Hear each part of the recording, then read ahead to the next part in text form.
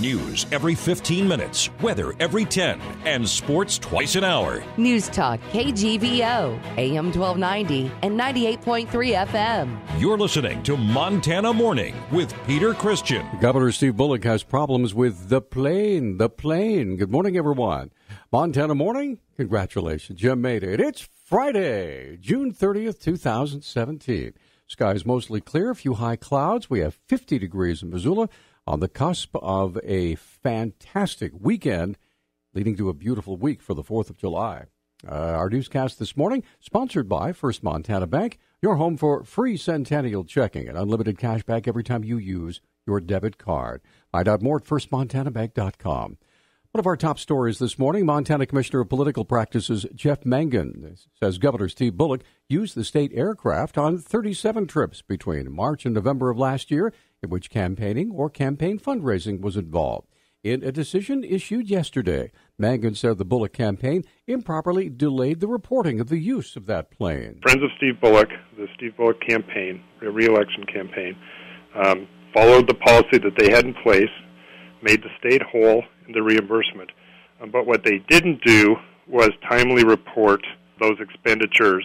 They rather compiled the information and then invoiced the campaign on 3 different occasions rather than when they should have reported each month.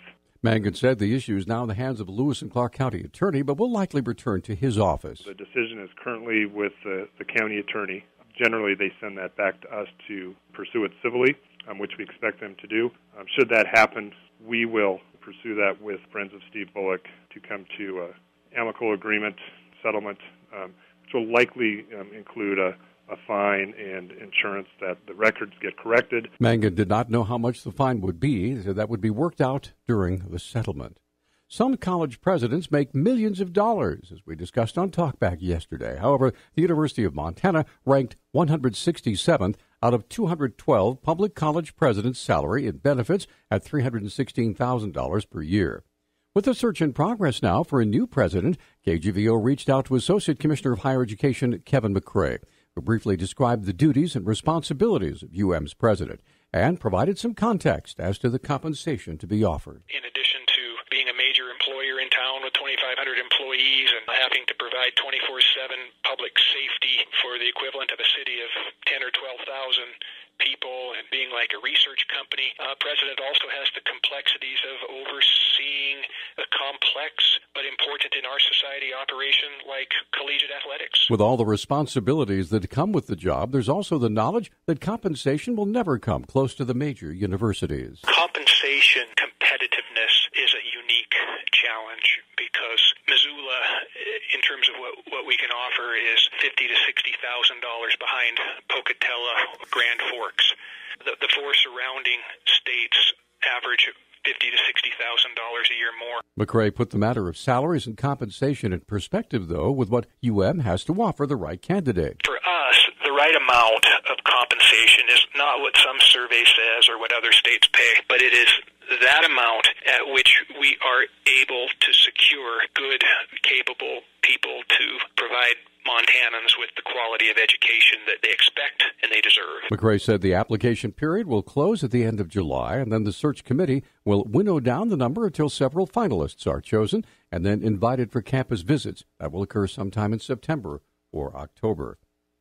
Eyewitnesses called 911 yesterday afternoon, make that Wednesday afternoon, after they saw one man strike another man over the head with some kind of club. Missoula Police Public Information Officer Travis Welsh has details. About 2:53 in the afternoon, officers were called to the report of a disturbance near the intersection of Byron and Stoddard Streets.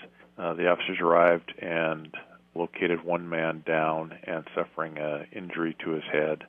He was conscious and breathing and speaking with medical personnel.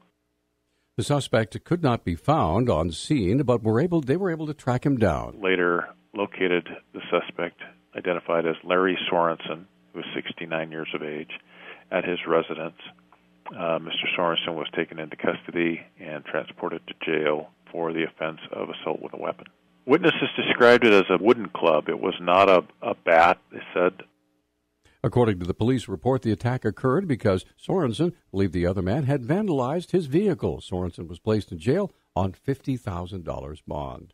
36-year-old Eric David Fletcher is wanted by the FBI for alleged drug possession and distribution charges out of Montana.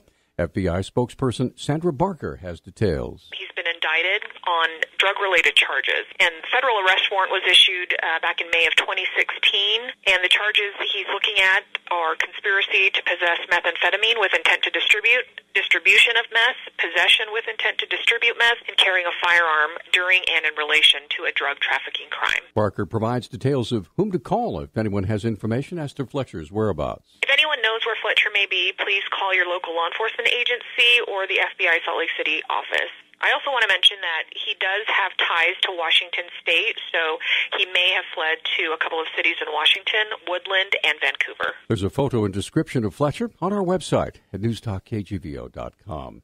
On July 9th, nearly 6,000 runners will be racing through Missoula for the 11th annual Missoula Marathon. Right now, race director Tony Banovich is trying to gather 850 volunteers to ensure the race goes off without any glitches. We've got almost 600 people signed up, but we're still in need of a couple of hundred.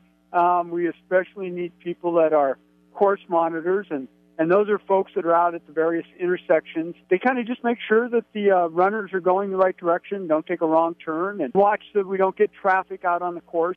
All volunteers get a free marathon T-shirt and invited to a special volunteer appreciation party at Missoula Osprey Stadium. So if they want to volunteer or even still to sign up for the race, it's really easy to do. Go to MissoulaMarathon.org. There's a tab that says, of all things, volunteer. Click on that, and it'll take you to a page that will let you sign up and pick the task and location of where you want to work. And we'd, again, love to have you come and be part of the event. An analysis by Destination Missoula last year claimed the Missoula Marathon pulled in about $1.8 million into the local economy over that weekend. Our News Talk time now is 6:12. News Talk, KGVO. Missoula's official weather station. Keep those sunglasses handy today. You are going to need them. It will be sunny with a high near 83. Tonight, mostly clear, a low around 52 degrees, and it's looking absolutely awesome this weekend. We're looking at highs in the mid-80s. I'm Barrett Tryon for NBC Montana.